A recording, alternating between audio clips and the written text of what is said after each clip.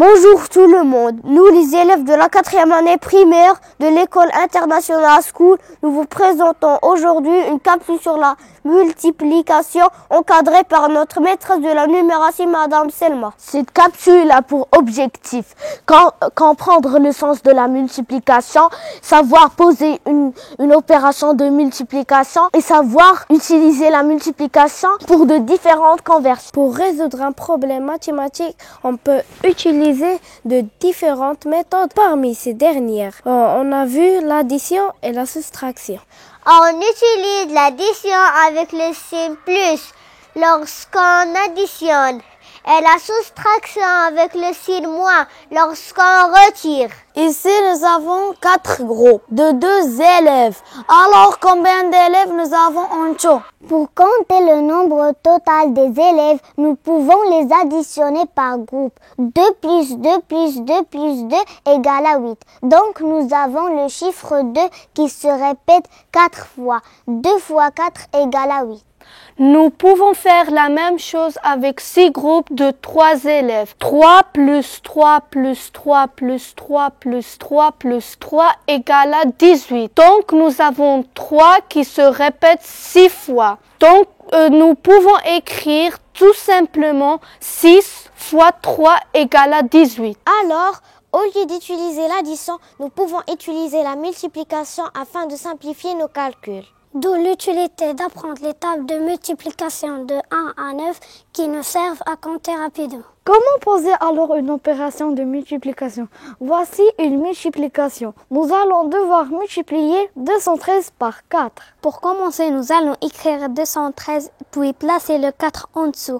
Attention, il s'agit de 4 unités. Il va donc falloir poser le 4 en dessous de 3 dans la colonne des unités. Puis, on doit placer le petit signe de la multiplication et tracer la ligne qui représente égal. Voilà, notre multiplication est posée. Alors, nous allons commencer comme toujours par les unités. 4 fois 3 est égal à 12.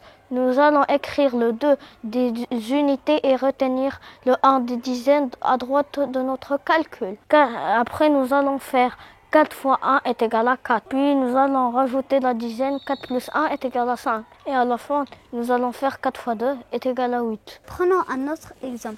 Nous allons devoir multiplier 607 par 52. Il s'agit d'une multiplication par un nombre à 2 chiffres. Pour commencer, nous devons tout d'abord poser notre multiplication. Nous allons commencer par les unités. 2 fois 7 égale à 14. Donc, on écrit le 4 des unités et on retient la dizaine. Après, on va faire 2 fois 0 égale à 0 et on rajoute la dizaine. 1 plus 0 égale à 1. Et puis, 2 fois 6 égale à 12. Sur la deuxième ligne, on commence par un point. Savez-vous pourquoi? Parce qu'on va passer maintenant aux dizaines. Alors 5 fois 7 est égal à 35. On écrit le 5 des unités et on retient 3 dizaines. Après 5 fois 0 est égal à 0. Et on doit rajouter la retenue. 0 plus 3 est égal à 3. Et à la fin, nous avons 5 fois 6 est égal à 30. La dernière étape de notre multiplication, c'est l'addition de ces deux nombres. 4 plus 0 est égal à 4.